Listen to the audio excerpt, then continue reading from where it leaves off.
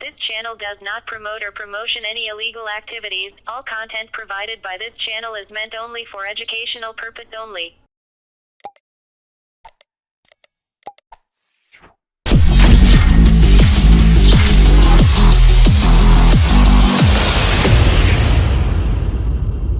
জীবনে 17 বার হেরেছে। Guinness world বুকে তার নাম রয়ে গেছে যে আমার হারার জন্য তার নাম রয়েছে।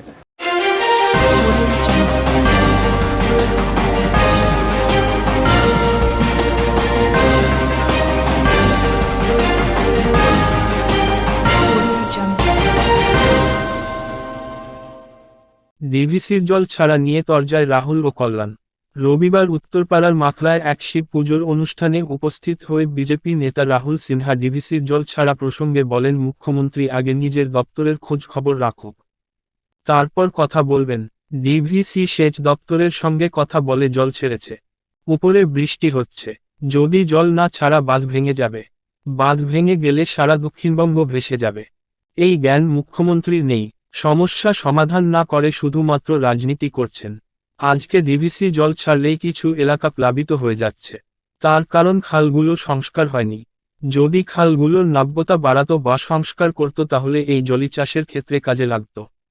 অথচ যে জল চাষের কাজে লাগার কথা, সেই জল আজ প্লাবন করছে। এর জন্য দায়ী রাজ্য সরকার। এই সময় এলেই মুখ্যমন্ত্রী চিৎকার করেন ডিভিসি জল ছাড়ছে, সারা বছর একটিও খাল নদী সংস্কার করেনি, সংস্কার করলে এই পরিস্থিতি হতো না। কল্যাণ ব্যানার্জির সংসদ ভবনে জল ঢোকা নিয়ে বক্তব্যের প্রসঙ্গে রাহুল বলেন, কিছু একটা বলে প্রচারের আলোয় আসতে হবে, সেই জন্য এই সব মিথ্যাচার করছে। কোন একটা জায়গা থেকে একটু জল লিক করেছে, তাই এইভাবে মনগড়া কাহিনী তৈরি করে অপপ্রচার করছে। এদিন উত্তরপাড়াতে একটি দৃষ্টিহীনদের নিয়ে রক্তদান শিবিরে উপস্থিত হয়ে কল্যাণ বন্দ্যোপাধ্যায় এর জবাব দেন। তিনি বলেন, ডিভিসির জল ছাড়া নিয়ে মুখ্যমন্ত্রী বারবার প্রতিবাদ করেছেন কোন অনুমতি ছাড়াই জল ছাড়া হয়, যার ফলে বন্যা হয় বাংলায়, সমস্যায় পড়তে হয় সাধারণ মানুষকে। আর কোনো বিজেপি নেতা সাংসদ এর প্রতিবাদ করে না। এদের তো সিপিএমের সময় খুঁজেই পাওয়া যেত না, ভয় বাড়িতে শুয়ে থাকত। রাহুল সিনহা 17 বার হেরেছে, গিনেস বুকে নাম তুলেছে, ওর কথার কি উত্তর দেব?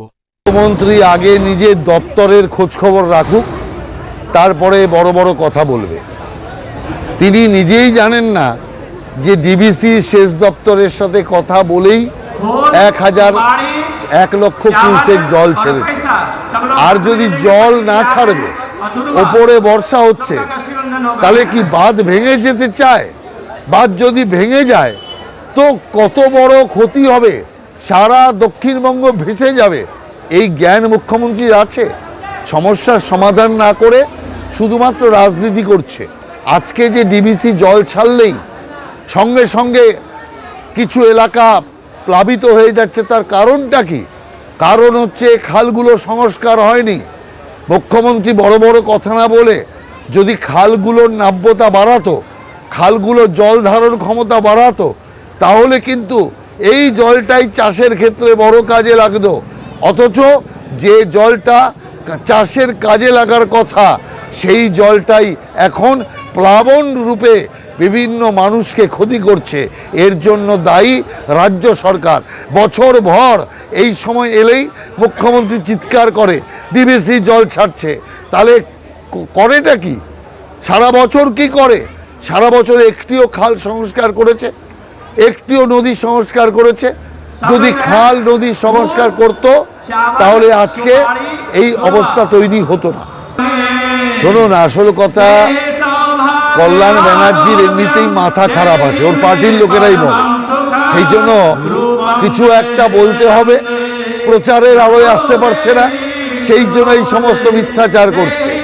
কোনো একটা জায়গা দিয়ে একটু লিক করেছে জল, তার জন্য এই সমস্ত মন গড়া কাহিনী তৈরি করে নানাভাবে অপপ্রচার তৈরি করার চেষ্টা করছে। এই জাতীয় অপপ্রচারকারীদের মানুষ চিনে নিক এবং ভবিষ্যতে মানুষের জবাব দিক। বললেন মাথা খারাপ দলীয় কর্মী না আপনাকে বলে? ও রাহুল সিনহার সঙ্গে যারা থাকে তারা তো আমার দলের কর্মী না। একটা লোক জীবনে 17 বার হেরেছে, গিনিস ওয়ার্ল্ড বুকে তার নাম রয়ে গেছে যে আমার হারার জন্য তার নাম রয়েছে। কোনোদিন কোনো কাজ জেতেনি। তার কি কথার উত্তর দেবো বলুন? ওর কোনো দাম আছে না মূল্য আছে? ডিভিসি নিয়ে বলছি, ডিভিসি নিয়ে তো চিরকালই এই অন্যায়টা আমাদের ওপর করে, পশ্চিমবাংলার ওপর, বাংলার ওপর এই অন্যায়টা হয়।